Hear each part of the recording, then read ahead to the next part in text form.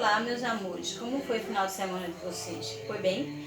Olha, deixa eu dizer um negócio pra vocês. Nesse final de semana, o nosso amiguinho, Davi, ele se apresentou num campeonato e ele ficou como vice. Parabéns, Davi, certo? Ficou como vice de karatê, ok? Então, vamos para a nossa aulinha de hoje, que é de português. Vamos abrir o nosso manual do aluno. Davi Araújo, tá certo? Vocês vão abrir o livrinho na página 42 para a gente fazer a correção da atividade que tia passou para vocês no dia 16. Diz assim: vocês leram a fábula, a gente leu junto a fábula, aí é a compreensão da fábula. Diz assim: durante a leitura, Urbano percebeu que não conhecia o significado de 3 palavras: colônia, guiso e aguçado. Vamos ajudá-lo procurando essas palavrinhas no dicionário. Depois anote em seu caderno. Aí vocês procuraram o significado de colônia e o significado de guiso e o significado de aguçado. Isso aí tá fácil, tem que procurar ou no dicionário ou no Google. Eu sei que todo mundo fez isso aí. Agora, no segundo diz assim: a fábula que você acabou de ler é um texto narrativo. Esse tipo de texto possui alguns elementos importantes. Leiam novamente e identifique alguns desses elementos. O espaço onde acontece a história. Onde é que acontece a história? Aí quem colocou num porão de uma casa muito velha está correto, certo? Na letra B, quando a história se passa. Não é possível saber exatamente quando é que ela se passa, porque o narrador diz assim: no tempo em que os animais falavam. Então a gente não sabe o tempo. Você coloca o tempo, não é possível ser determinado. Quem fez isso está certo. Agora, as personagens. Quem são os personagens? É o grande gato e os ratinhos. Só são esses dois. Na letra D, o enredo, ou seja, a trama da história. Qual é? Aí vocês colocam: os ratos precisam achar uma solução para poderem alimentar-se sem serem pegos pelo gato da casa. Então, isso é a trama da história, o enredo todo da história, certo? Terceiro, ao ler a história, é possível afirmar que as personagens possuem características humanas, animais ou de seres imaginários? Humanas. Então, quem marcou o primeiro está correto. Vamos lá para a nossa aulinha de hoje. No quarto quesito diz assim: na história, quais ações dos ratos se assemelham com as ações dos seres humanos? Uma assembleia, porque ninguém nunca viu os animais fazerem uma assembleia. Então, quem faz a assembleia são seres humanos. E também um assunto. Você coloca a assembleia e um assunto. Ou então, uma assembleia e um assunto, ok? Quinto, o ratinho jovem foi o primeiro a apresentar uma solução para o problema com relação ao grande gato. Pinte corretamente a sugestão que ele deu. Então, é a do meio. Porque diz assim: o ratinho sugeriu que amarrasse um guiso no gato, assim ouviriam. Quando ele se aproximasse, poderiam agir. Então, é essa. Que a primeira não pode ser. Tinha assim: o ratinho sugeriu que caçasse o gato. Não. No outro, o ratinho sugeriu que atraísse o gato com comida. Não. Então, é a do meio. Então, vocês pintam. No sexto, na sua opinião, os ratinhos estavam pensando em soluções para despistar o gato, pois ele é pequeno e de faro aguçado, grande e de faro ruim, ou grande de faro aguçado? A última. Agora, releia a fábula, identifique a fala do rato mais velho e experiente e copia nas linhas abaixo. Aí a gente vai para o parágrafo 7. Gente, o que é um parágrafo? Vamos lá. Todo mundo pega o livro e vai para a página 41, certo? O parágrafo é justamente esse espaçozinho que dá para poder começar o texto, certo? Ó, Vocês vão pegar o texto de vocês, certo? Vocês vão pegar o textinho de vocês, é porque o livro de Tivonete é preto. E vão fazer uma linha aqui assim, ou então com a régua. E vocês vão ver que cada espaçozinho desse, ó. Cada espaçozinho desse, ó. Quando vocês passarem a régua aqui, ó. Ou então colocar a régua sem passar, vocês vão ver que esse aqui tem espaço e esse aqui não. Esse daqui não tem. Esse já tem um espaço. Esse não tem. Esse tem um espaço. Esses dois não tem. Esse tem um espaço. Esses dois não tem. Esse tem um espaço e um travessão. Esses dois não tem. Esse espaçozinho são parágrafos. Então vamos contar quantos parágrafos tem essa fábula. Vamos lá. 1, que é no tempo. 2, os ratos já não podiam. 3, então os ratos resolveram. 4, estavam todos muito preocupados. 5, a melhor forma de nos defendermos. 6, todos ficaram muito felizes. 7, a ideia é boa. 8, o silêncio foi total. E o último é, no final a discussão voltou. Então tem 8 parágrafos essa fábula. Aí ele pergunta aqui no 7º quesito da página 43. Releia a fábula e identifique a fala do rato mais velho. Está lá no 7º parágrafo, que é a ideia é boa. Vocês vão fazer da ideia até gato. A ideia é boa, só precisamos decidir agora quem irá amarrar um guiz no pescoço do gato. Essa frase todinha, certo? Agora vamos para a letrinha A. Segundo o trecho que você copiou acima, podemos afirmar que o rato mais velho e experiente pensava que o plano do ratinho mais novo era bom de ser executado ou bom, mais difícil de ser executado. O último, bom, mais difícil de ser executado. Agora vamos para a página 44. Na página 44 diz assim: você concorda com a fala do ratinho mais velho e experiente ou discorda dela? Eu acho que a gente deve concordar, porque a ideia foi boa. Agora, quem queria amarrar? Se fosse um ser humano, tudo bem, mas eram ratinhos. Se os ratinhos chegassem perto dele, o gato comeria. Então, não tinha como, de jeito nenhum, certo? Então, é pra gente conversar com o colega e professor, então a gente tá conversando. Isso aí é só para conversar, não tem nada para fazer. No 8º diz assim: os ratinhos reuniram-se em uma assembleia para discutir ideias de como despistar o grande gato. O que você faz quando precisa resolver um problema? É você, não sou eu. Mas ainda tem dúvida de como agir. Aí você vai assinar qual a alternativa que você acha, que como você deve fazer. Você deve pensar muito antes de tomar decisão, considerar como você e outras pessoas se sentirão, reflete sobre as possíveis consequências de suas atitudes, ou pede a opinião de pessoas confiáveis como pais, amigos e professores sobre o que fazer, ou outras alternativas que não seja nenhuma dessas 4, certo? Leia, agora o nome.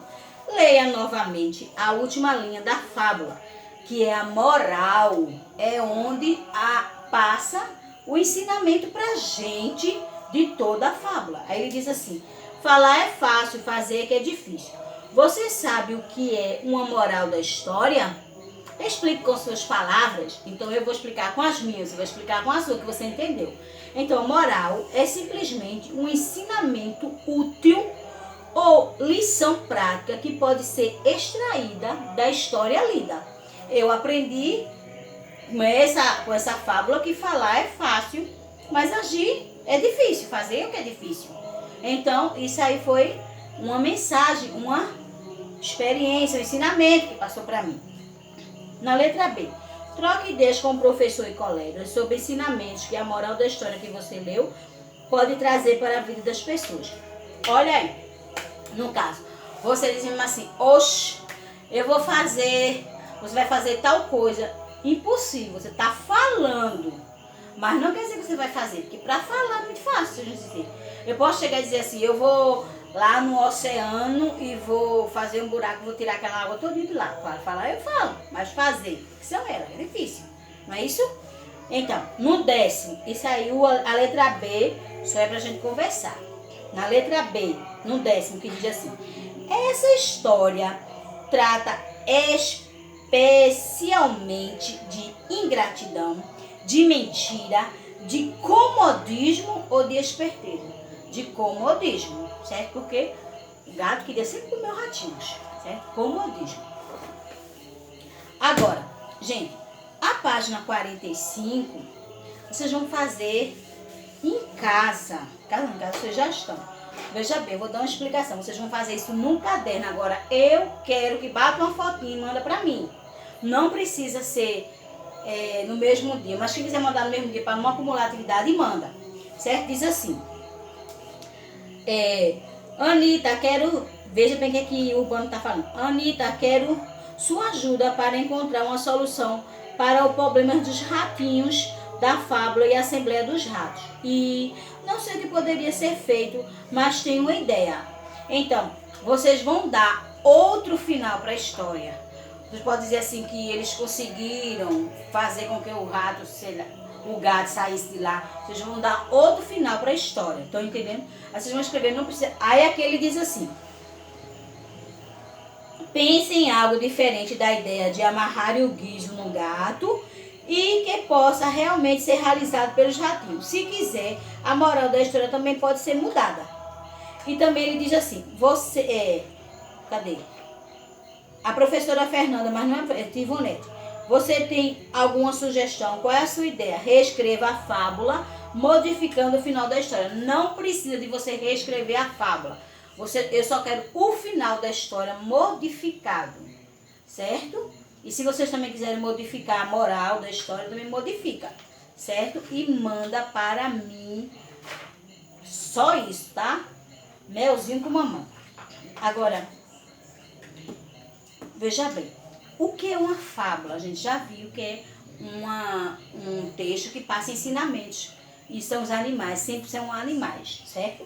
Aí diz aqui, Monteiro Lobato, ele é um escritor, certo? Autor da literatura. Aí tem aqui, ó, nascido em 1882, em Taubaté, Monteiro Lobato é um dos maiores autores da literatura brasileira. Foi o que deu início ao Sítio Pica-Pau Amarelo. Foi ele que inventou, ele que escreveu o Sítio Pica-Pau Amarelo, certo? Então, o Monteiro Lobato também fez muitas fábulas, porque a gente sabe que lá no Sítio Pica-Pau Amarelo fala o jabuti, fala a boneca, fala o porquinho, fala um monte de personagens que não são pessoas, certo? É só para vocês saberem que não só é os pessoal de fora que também fez fábula, daqui da gente também, certo? Vamos para a página 47, que diz assim, parágrafo. Tivonete explicou já o que é um parágrafo, certo? Quando os alunos da turma de Anitta começaram a escrever um novo final para a fábula, a professora percebeu que tinha gente que não sabia o que era parágrafo.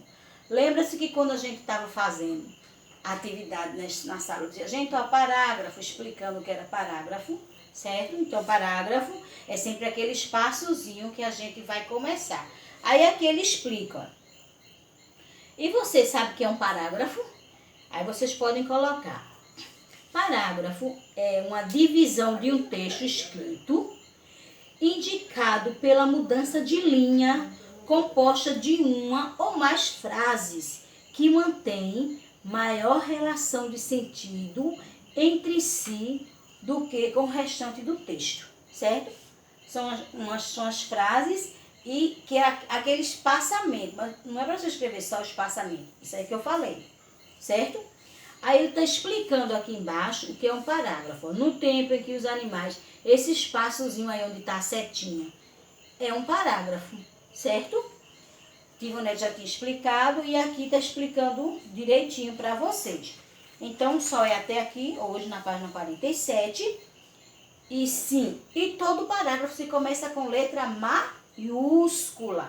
Não pode iniciar um parágrafo com letra minúscula, não pode. Tem que ser com letra maiúscula, ok? Vamos agora para a nossa aula de ciências. Vamos lá para o manual de ciência. Tia Ivonete vai dar uma correçãozinha na atividade de casa, que tá fácil, não foi isso? Veja bem, vocês encontraram as palavrinhas relacionadas ao solo, que foram 5. Tinha plantio, agropecuária, minérios, construção e decomposição. Foram essas 5.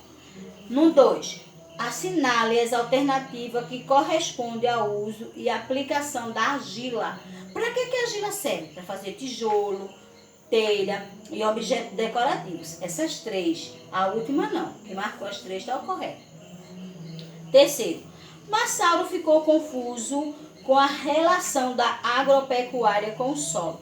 Como você explicaria a ele essa relação para ele? Veja bem. A agropecuária depende do solo, pois o gado se alimenta dela. Então, gado não é pecuária, gado é pecuária. Por quê? Porque gado é criação de animal. E agro é o quê? É agricultura. Então, agropecuária junto.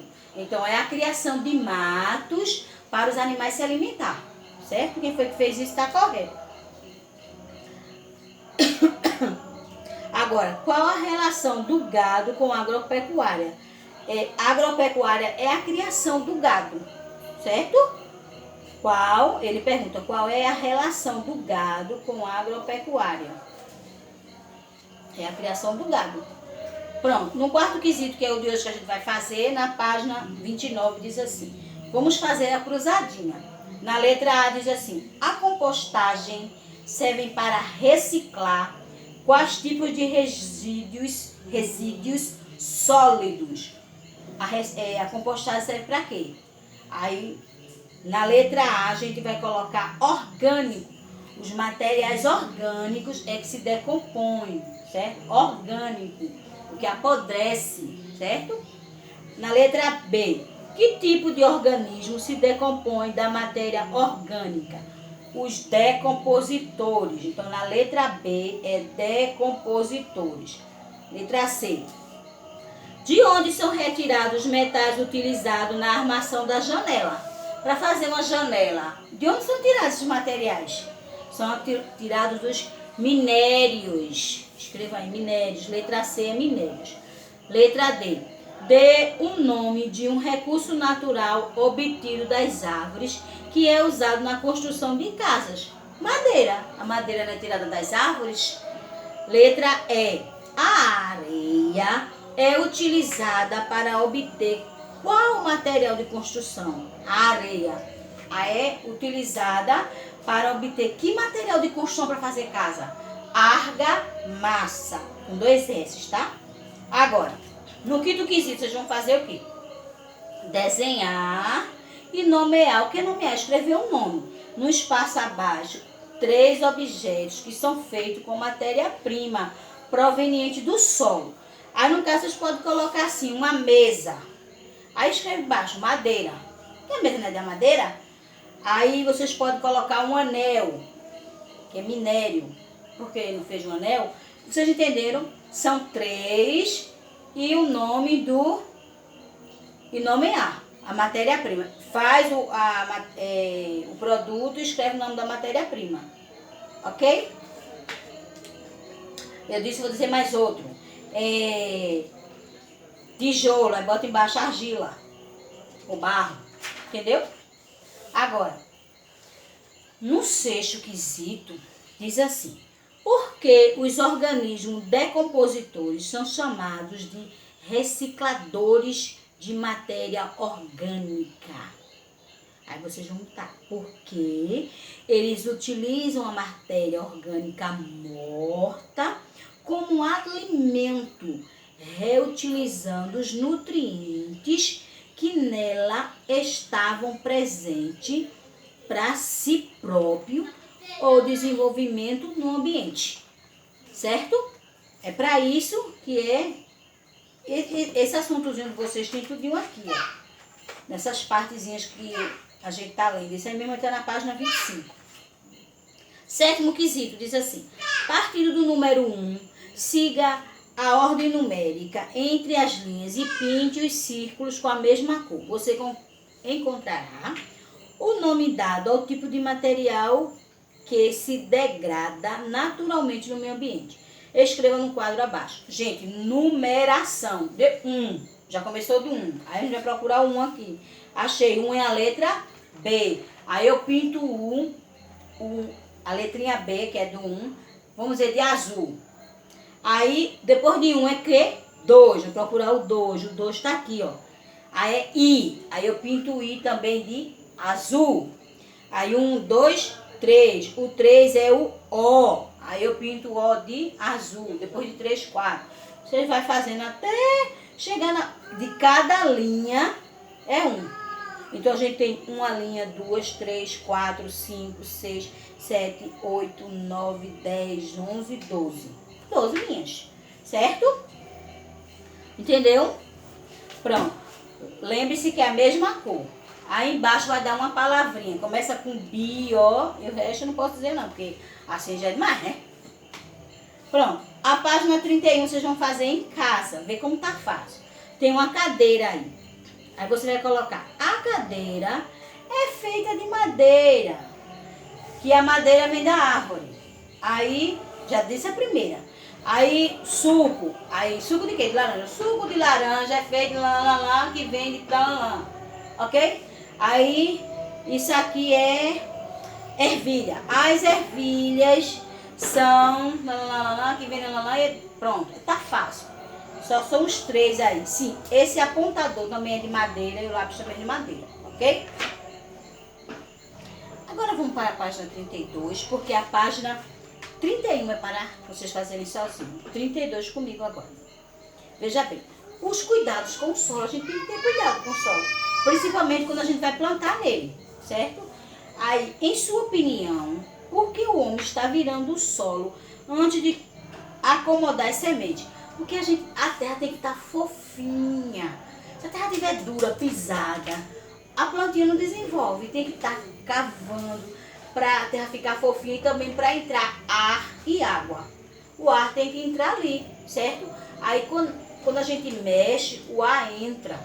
Aí aquela terra ali está fofinha e a gente pode colocar a semente. Escrevam isso. Agora, você conhece ou já viu algum instrumento que o homem utiliza para trabalhar? Isso aí se chama uma enxada, um X, enxada, certo? Isso é para cavar. Terceiro, antes da terra, solo, qual recurso natural é dispensável para o plantio? Qual é o recurso natural para o plantio antes do solo? Pronto, tem o solo. Aí antes do solo, qual é o plantio natural? A água. Então escreva aí, a água. Quarto, você conhece animais que vivem no solo? Sim, a minhoca. Aí escreva aí, sim, a minhoca. Eles estão pedindo só um exemplo, a minhoca. A minhoca também, gente, é usada para as pessoas quando vai pescar, né? Coloca a minhoquinha no anzol e pega o peixinho. Quinto, por que o lixo não deve ser jogado em qualquer lugar, como nos solos? Dê a sua opinião. Você vai dar a sua, mas eu vou dar a minha, porque é atividade junto, certo? Com a gente. Então, o lixo, a contaminação do lixo e a sujeira prejudica todos os recursos que vêm do solo. Então, a gente não pode jogar o lixo em cima do solo, certo? Não pode. Escrevam assim, o lixo, a contaminação e sujeira prejudicam todos os recursos que vêm do solo, certo? Pronto, só isso a atividade de hoje da gente, só isso. Não esqueçam de terminar a 30, que eu não terminei com vocês, porque tá facinho, certo? E a 31 é para vocês fazerem sem ativo ou neutro. Beijo, fica com Deus e até a próxima aula. E lembre-se que a gente tem o Google Meet do amigo, tá certo?